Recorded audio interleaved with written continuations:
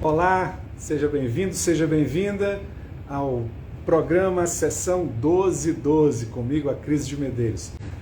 A Sessão 1212 está sendo transmitida pelo YouTube, pelo Facebook e aqui pelo Instagram. Seja muito bem-vindo, seja muito bem-vinda.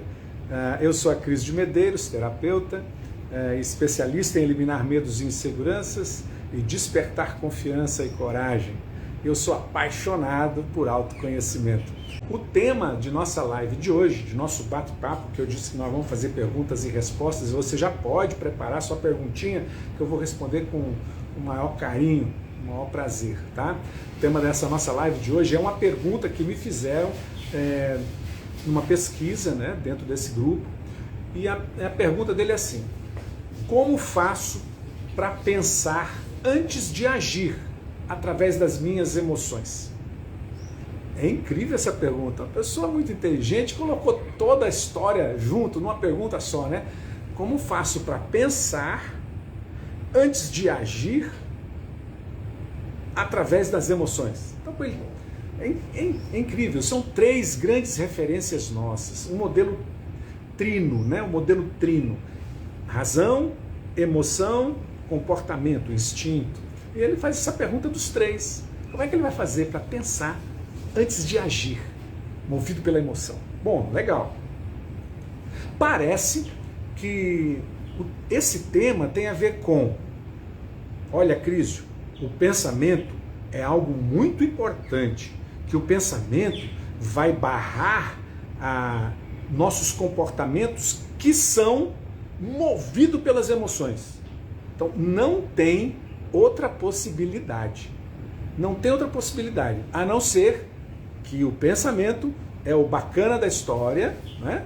E que as emoções é vilã e o comportamento a vítima.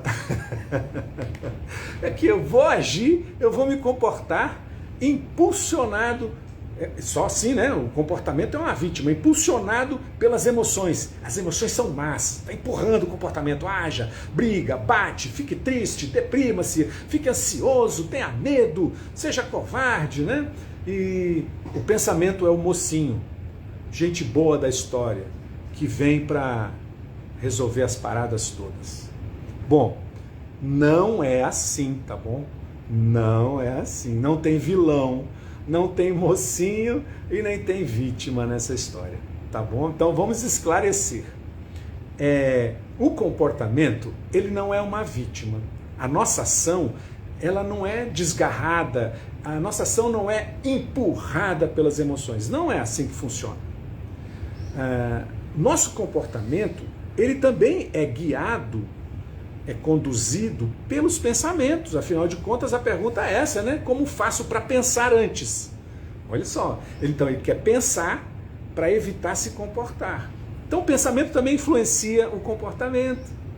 Mas imagina se você estivesse andando e pisasse num prego, e o prego furasse o seu sapato e entrasse no seu pé. E você continuasse andando sem sentir nada. Sem sentir nada. Depois de meia hora você se senta, cruza a perna e percebe um líquido vermelho chamado sangue derramando do seu pé. Pelo sapato, empoçou o sapato. E aí você, nossa, eu furei, e furei bastante porque eu continuei andando. Poxa, eu não tenho nenhum mecanismo que evita isso acontecer. Então, o comportamento também é automático. O comportamento, nós temos um sistema simpático e parasimpático, não tem nada a ver comigo, mas é um sistema muito legal. Ele avança, se comporta, estica, aciona ou se retrai. E isso é automático. Nós temos em várias partes do corpo centrais que informam algo para mim. Então, se eu pisei no prego e tocou na minha pele, eu paro. Então, o comportamento é automático, nem chega aqui na cabeça para pensar, na cabeça pensante. Tá? Então, o comportamento ele também deve ser automático. Então, como é que eu faço para pensar antes de agir? Não faz isso, porque senão você vai pôr a mão no fogão, na chapa do fogão quente, na grelha do fogão quente, eu preciso pensar antes de agir. Não, não faz isso não. O agir automático é uma função de proteção, entendeu? Então não ache que o comportamento é uma vítima. Não, ele está bom, ele está funcionando legal. Outros comportamentos podem ser contidos, eu ia dizer freados, contidos por mim, se eles forem prejudiciais a mim ou ao meu ambiente, não é? Bom, você já viu algumas crianças que gostam muito de judiar dos bichinhos? Não porque gostam, mas existe. Freud diz que tem uma fase sádica nas crianças, né? E eles maltratam os animaizinhos, né? Garotada de 10, 12 anos mata passarinho, né? Então, que coisa. Frear comportamentos. Então existem algumas normas de civilidade que diz pra gente, olha, isso não é legal, assim não é bacana não. As crianças poderão ter a oportunidade de, na família, estarem expostas a essas normas ou não. E algumas normas são muito repressivas, né? São muito fortes, que a pessoa pode até chegar e se tornar uma pessoa tímida, ter medo de outras pessoas, porque foi tão pressionada nas normas, né, de contenção na família, que ela cresceu assim. Já outras crianças não têm norma nenhuma, não tem regra nenhuma. E aí elas andam fazendo o que querem. Já viu criança que chega em casa do vizinho, de uma visita, a família vai visitar e a criança sai subindo, quebrando, mexendo em tudo? Não tem limites, não tem normas. Já viu isso acontecer? Então alguns comportamentos podem ser contidos pelas normas, né? Existem normas. Código Penal é uma norma social e que diz matar dá X anos de cadeia. Matar dá X anos de cadeia. É uma norma positiva, né? Matar dá cadeia. Mas por quê? Se a gente não sabe disso, que matar dá cadeia? Mas não é só matar, tem outras coisas, né? Então, normas. Para quê? Para conter comportamentos. Então, nossos comportamentos, eles necessitam de uma estrutura de pensamento para ser contido. Olha só que interessante. Agora, se você nunca expõe as estruturas de pensamento da sua vida, nunca expõe ao crivo da análise, será que o que eu estou fazendo é bom ou ruim? Eu continuo fazendo daquele jeito que eu aprendi. Entende? Então, como eu mudo? A pergunta do colega, como eu faço para pensar antes de agir através das minhas emoções? Faz assim, exponha para você os seus comportamentos e perceba se eles são adequados ou não são. Mas geralmente a gente não faz isso, não vai para uma terapia, não vai para curso, não vai para treinamentos de autoconhecimento, a gente vai vivendo a nossa vida. E sabe quando a gente vai olhar para comportamentos que não são mais adequados no dia a dia? Sabe quando? Quando a gente perde, quando a gente sofre, quando alguém diz assim, o seu amado ou sua amada diz, eu não quero mais, acabou. Mas por quê? Porque eu não suporto mais esse comportamento seu. Não, para aí, me dá mais uma chance, eu vou mudar. Não é? Então a gente só vai pensar em comportamentos danosos quando algo de prejudicial acontece para a gente. Então presta atenção nisso. Comportamentos com relação a você. Você cuida da sua saúde? Como que é? Você cuida da sua saúde? Você se alimenta bem, adequadamente? Dá para você começar a pensar sobre isso. Se você não cuida de você, como é que fica? Como é que seu corpo reage? Como é que fica com relação aos outros? Daqui a pouco você vai ter uma doença, aí você diz assim, poxa, eu devia ter me exercitado mais, eu devia ter me alimentado melhor, eu devia ter parado de beber antes, eu devia ter parado de fumar, de me drogar, eu devia... Mas é o contrário de insight. Isso que a pessoa tem, eu devia ter, não é um insight, é um hindsight, é um insight escondido, né? Insight é, pô, daqui para frente, o que eu posso melhorar. Então presta atenção, alguns comportamentos você deve trazer para a consciência, porque os comportamentos são inconscientes. Traz para a consciência para você poder avaliar se está adequado ou não. Relacionamentos, saúde, finanças. Como é que é o seu comportamento financeiro? Como é? Você gasta feito louco. Por que você gasta feito louco? Porque você é um autoconsumidor. Por quê? E você consome de tudo, menos quando falam, vai para terapia, vai fazer um curso, menos isso. Não é mesmo? Olha só. Então, Acrísio, como faço para pensar antes de agir diante das minhas emoções? É isso. Né? Porque a gente pode, o que ele pede, o como, eu falei ontem sobre como, né? O que ele pede é dicas. Então eu vou te dar umas dicas. Comece a contar. Quando você ficar nervoso, quando quiser se expor a uma emoção forte que vai levar o seu comportamento a agir de uma forma inadequada, conta de 0 a 10. É o tempo que você precisa para elaborar pensamentos melhores do que a reação emocional. Mas isso não resolve tudo, pô, porque você sempre vai estar com aquela emoção. Por que você não vai lá na origem e resolve lá atrás? Por que você não vai lá?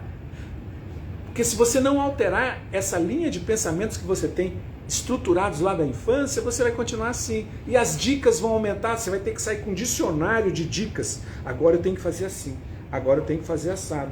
E não vai te ajudar nunca. Entende? Então, por que é importante mudar essa estrutura de programação? Por quê? Porque essa estrutura é antiquada. Essa estrutura não me ajuda mais. Essa estrutura está me fazendo perder dinheiro, está me fazendo perder dias da minha vida, está fazendo perder pessoas, a minha saúde. Já já eu vou morrer, pô, por causa de uma estrutura de pensamento antigo. E minhas emoções, elas vão vir, mas elas vão bater nessas estruturas de pensamento, nessas experiências, e vão fazer eu reagir. Se você não alterar isso, não é contando até 10, não é respirando profundamente, não é, né? Por que eu tenho que investir nisso, Acrísio? Porque você tem uma vida que você vem praticando isso. Uma vida que você tem pensamento, sabe? Eu tinha uma raiva muito grande de meninos de 8 a 12 anos. Uma raiva muito grande que eu não sabia de onde vinha. Vou falar de estrutura de pensamento, tá? E como elas influenciam a minha emoção e meu comportamento. Pensamento influencia comportamento, não é emoção apenas. Tinha raiva de meninos nessa idade. Eu não sabia porquê, eu ia na terapia, eu fazia treinamento, eu não sabia porquê. Acontece que um dia eu fui passar um Natal com o meu pai. Minha mãe já havia falecido. E ele disse, Acrísio, eu vou à missa, amanhã é domingo, véspera de Natal, eu vou à missa. Eu vou com o senhor, papai. Aí estávamos saindo e sai da casa vizinha um menino nessa idade, entre 8 e 12 anos. E ele cerrou a boca assim e falou em voz baixa e eu ouvi, esse menino tá pensando o quê? Quando eu voltar eu vou falar com a mãe dele. E eu pensei, cara, mas o menino não fez nada. E na hora veio o insight. A raiva que eu tinha de meninos não era minha, era do meu pai. Eu aprendi com ele. Eu fui criança, eu fui menino com ele. E o que pode ter acontecido nesse tempo, é ou não é? Então, está lá esse aprendizado. E é um aprendizado de pensamento, não é só de emoções. E aí, quando eu vejo um menino, eu tinha raiva. E hoje? Não tenho mais raiva, eu morro de rir, acho engraçado. Entende? Então é isso. Para que investir? Para você descobrir essas origens que fazem com que você fique culpando a emoção por todo o mau comportamento que você tem. E não é a emoção que é culpada, que é a vilã do seu mau comportamento. São as estruturas de pensamento do passado que estão ali e você querendo fugir ou se aproximar dessas estruturas. Entende? Então é isso, assim que funciona. Qual é a vantagem de usar isso? É porque você vai resolver de uma vez. A Cris, eu podia só contar até 10. Cara, você vai ficar contando até 10 a todo momento, a todo momento. Vai lá atrás e resolve de uma vez que você vai mudar um monte de comportamentos. É assim que funciona. A crise, mas tá, como é que eu faço? Como é que eu faço? Faz o seguinte, vai na bio, vai na bio, na minha bio, clica lá no link e assiste as 3 aulas.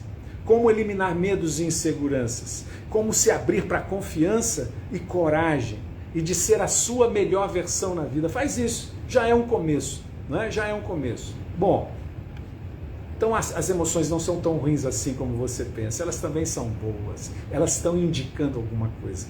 Mas eu disse que eu ia responder algumas perguntas, eu estou aberto a responder perguntas dentro desse tema ou fora dele. Vamos lá, quem tem uma pergunta para fazer na sessão 1212?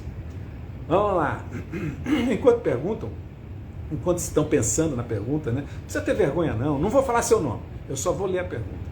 Enquanto pensam, nossa, a turma lá no projeto Destrave a Vida tá maravilhosa, cada sacada, cada percepção.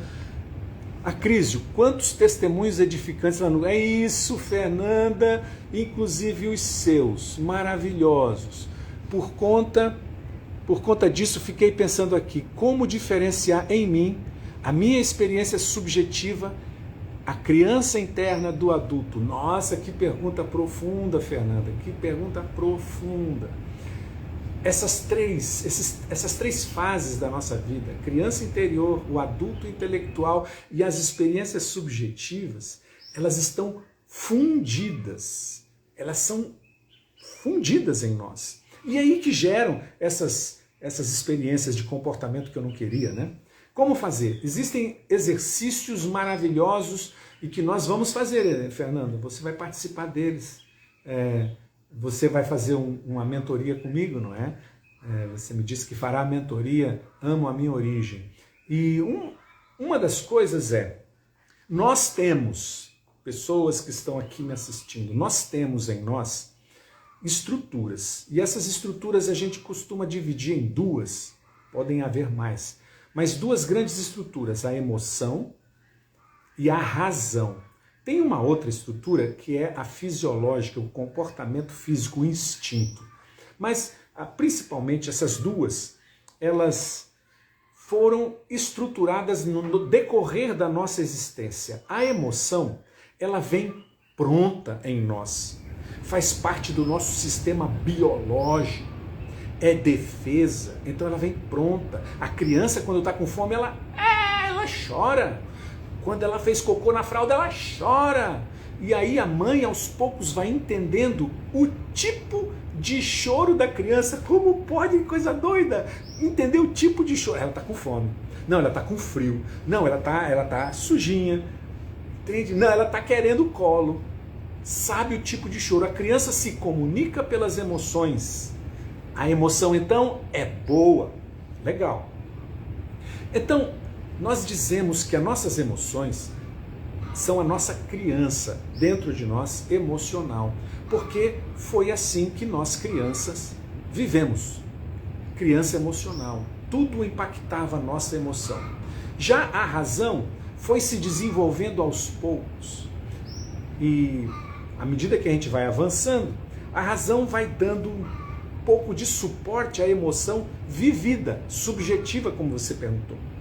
Então, a minha mãe, que eu a via como boazinha, e meu pai eu o via como carrasco, a razão, à medida que que eu vou crescendo, eu vou apoiando essas emoções com essa razão. E aí eu me afastava do meu pai. Eu não quero ser como meu pai, eu quero ser como a minha mãe. Eu não quero ser como ele, entende? Então, temos em nós uma criança emocional, e ela sofreu, chorou, se alegrou, e ela existe dentro de nós, nos nossos pensamentos, nos nossos arquivos. A Cris, eu não lembro de nada, tá guardadinho, sabe? Tá guardadinho. Então essa criança, ela precisa de voz. Só que o que nós não damos para a criança é justamente isso, a voz. A gente aprendeu a calar a criança lá na infância, quando nossos pais nos calavam.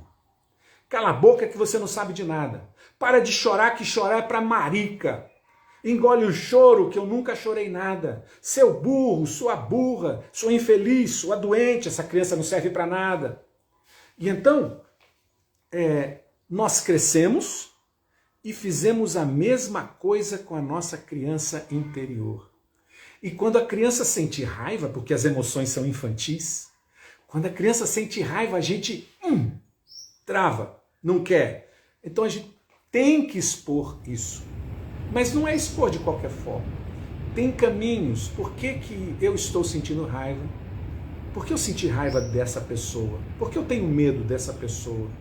Eu vou buscar na minha história, na minha origem, e trazer um novo significado. É assim, Fernanda, que a gente começa a lidar e a separar o adulto intelectual, que compreende, que hoje eu posso dizer, né? Não, calma, mamãe era assim, papai ele só fez porque, trabalhava demais, eram 5 filhos, ele é paraibano, militar, né? É lá daquela época, é machista, ele só fez o que ele sabia. Esse é o intelectual. Mas entender isso não é o suficiente. Eu tenho que deixar a criança falar, dar voz para a emoção, para que a gente se cure, entende? Então é desse jeito, Fernanda. Né? Deixa eu ver se tem mais, espero ter respondido, Fernandinha. Deixa eu ver aqui se tem mais alguma pergunta aqui.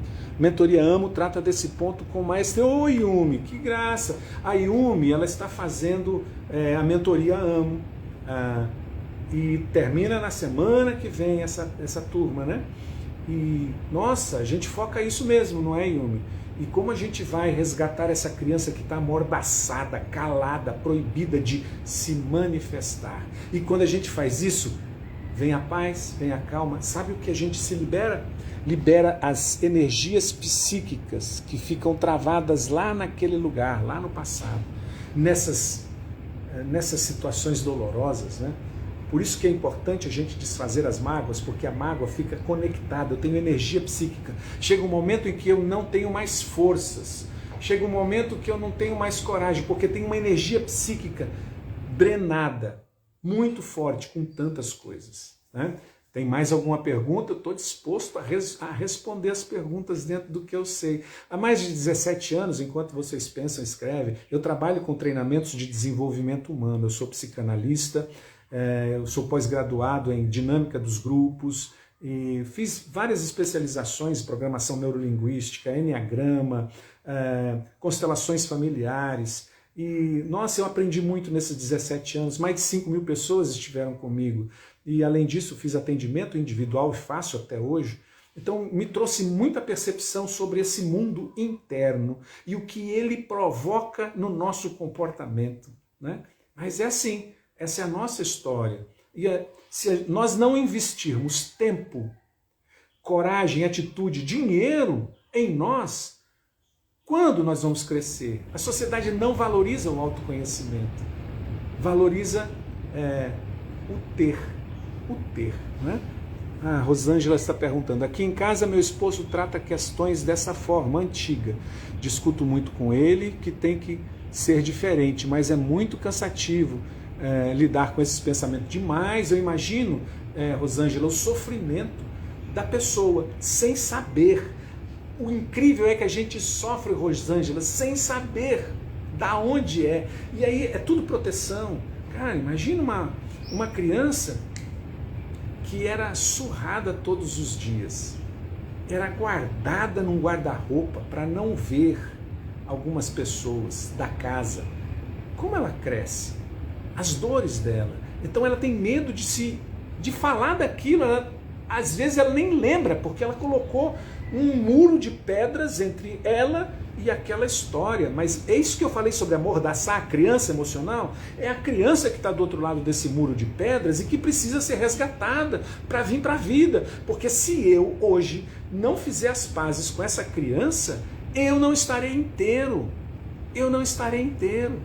Eu vou continuar sofrendo, fugindo daquilo que eu nem sei, é um fantasma, porque eu coloquei um muro de pedra, dizendo, meu passado não existe, eu já esqueci. Nunca. Esqueceu aqui, mas o passado está funcionando, é tipo banho-maria. Banho-maria, você coloca a forma de pudim no banho-maria para fazer, você não está vendo, enganando o pudim, não é? Mas está cozinhando você aos poucos. Então, coragem. É possível mudar, mas, Rosângela, às vezes a pessoa não sofreu o suficiente. É triste isso, né? Somente quando a dor de não estar vivendo for maior do que o medo de mudar, a pessoa muda. Então talvez é preciso projetar um futuro.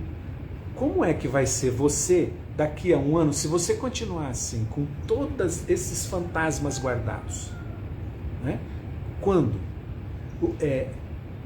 O que vai ser de você daqui a 2 anos? O que você já perdeu daqui a 2 anos se esses fantasmas continuarem guardados? Sabe, eu gosto de pensar mais do que fantasma, porque fantasma a gente não vê.